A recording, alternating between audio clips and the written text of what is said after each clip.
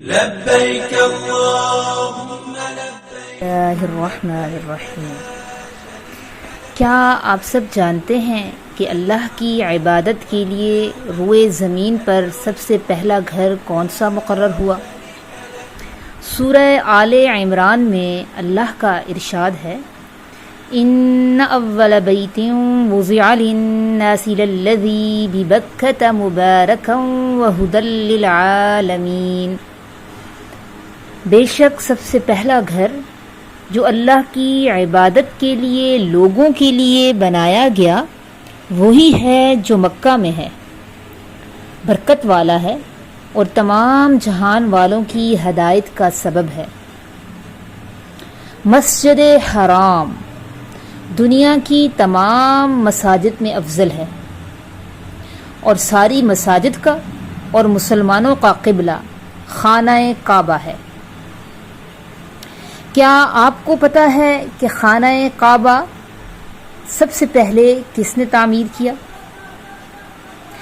خانہ کعبہ کو حضرت آدم علیہ السلام کی تخلیق سے 2000 سال پہلے سب سے پہلے فرشتوں نے تعمیر کیا۔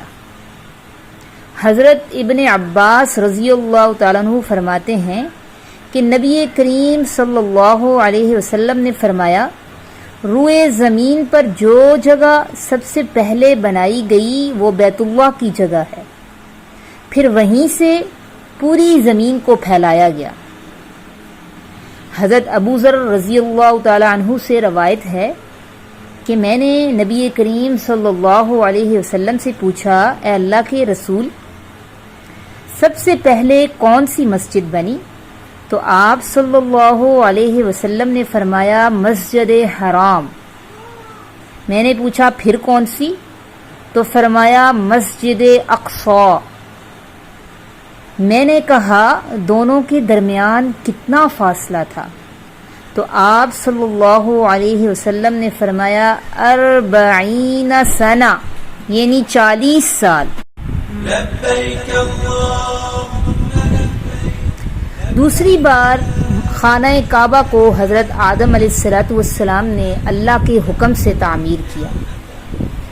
اللہ تعالیٰ کے مقرب فرشتے نے خط کھینچ کر جگہ کی نشاندہی کر دی۔ حضرت آدم علیہ السلام نے بنیادیں کھودی اور حضرت حوا رضی اللہ تعالیٰ عنہا نے مٹی اٹھانے کا کام کیا۔ پھر آپ کو طواف کا حکم ہوا۔ اللہ تعالیٰ نے فرمایا، اے آدم، آپ پہلے انسان ہیں اور یہ پہلا گھر ہے۔ لبیک اللہم۔ اس کے بعد حضرت نوح علیہ السلام کا دور آیا۔ قوم نوح پر طوفان کی صورت میں اللہ کا عذاب آیا تھا۔ اس طوفان میں بیت اللہ کی دیواریں منہدم ہو گئیں اور یہ جگہ ایک اونچے ٹیلے کی مانند رہ گئی۔ پھر اسی بنیاد پر حضرت ابراہیم علیہ السلام نے خانہ کعبہ کو تعمیر فرمایا، جس میں پتھر اٹھا کر لانے کا کام آپ کے بیٹے حضرت اسماعیل علیہ السلام نے سر انجام دیا۔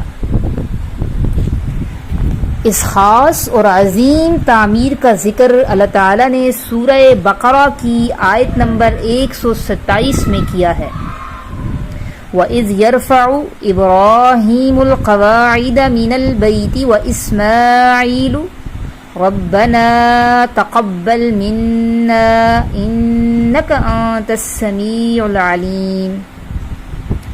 اور جب ابراہیم اور اسماعیل علیہم السلام کعبہ کی بنیادیں اٹھا رہے تھے اور دعا کر رہے تھے، اے ہمارے رب، ہم سے قبول کر، بے شک تو ہی سننے والا جاننے والا ہے۔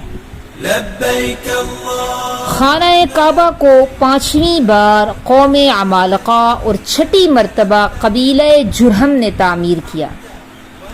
قبیلہ جرہم میں جس شخص نے یہ کام کیا اس کا نام حرث ابن مزاز اصغر تھا۔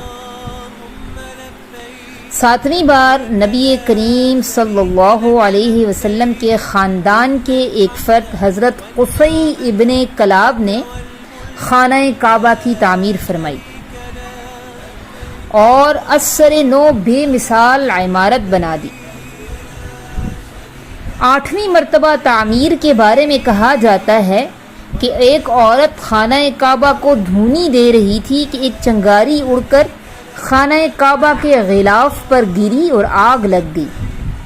اس سبب سے یا پھر کہا جاتا ہے سیلاب کی وجہ سے خانہ کعبہ کی دیواریں کمزور ہو گئیں، تو اس وقت مکہ مکرمہ کے معزز قبیلے قریش نے اسے دوبارہ تعمیر کیا، جس میں نبی کریم صلی اللہ علیہ وسلم بھی شریک ہوئے۔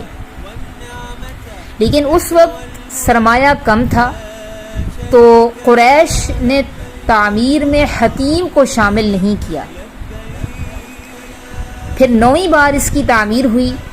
یزیدی فوج کی سنگباری سے جب خانہ کعبہ کی دیواریں شکستہ ہو گئیں تو حضرت عبداللہ ابن زبیر رضی اللہ تعالیٰ عنہ نے حتیم، جو کہ قریش نے تعمیر میں شامل نہیں کیا تھا، اس کو شامل کر کے بنیاد ابراہیمی پر اس کو نئے سرے سے تعمیر کیا۔ پھر 10ویں بار عبد الملک ابن مروان کے نائب حجاج ابن یوسف نے 74 ہجری میں پھر سے خانہ کعبہ کو قریش والی تعمیر کے مطابق بنا دیا، جس میں حتیم بیت اللہ سے باہر بنایا گیا تھا۔ اس کے بعد بھی سعودی حکومت اس کی توسیع اور آرائش کا کام سر انجام دیتی رہی۔ یہ بیت اللہ کی عظمت اور عزت ہے کہ آدم علیہ السلام سے لے کر قیامت تک لوگ بیت اللہ کا حج کرتے رہیں گے، اور خانہ خدا کی یہ رونقیں قرب قیامت تک سلامت رہیں گی۔ پھر العیاذ باللہ کعبہ معظمہ کو گرائے جانے کا دلخراش واقعہ بھی رونما ہوگا۔ نبی کریم صلی اللہ علیہ وسلم نے خبر دیتے ہوئے ارشاد فرمایا کہ چھوٹی پنڈلیوں والا ایک حبشی خانہ کعبہ کو گرا دے گا، جبکہ بخاری شریف میں یہ زائد الفاظ ہیں، گویا میں اسے دیکھ رہا ہوں کہ وہ کالا اور چوڑی ٹانگوں والا ہے، کعبہ کے پتھر اکھاڑ اکھاڑ کر پھینک رہا ہے۔ اس کے بعد جب خانہ کعبہ کو گرا دیا جائے گا، اس کے بعد یہ دنیا کی رونقیں بھی ختم ہو جائیں گی اور قیامت برپا ہو جائے گی۔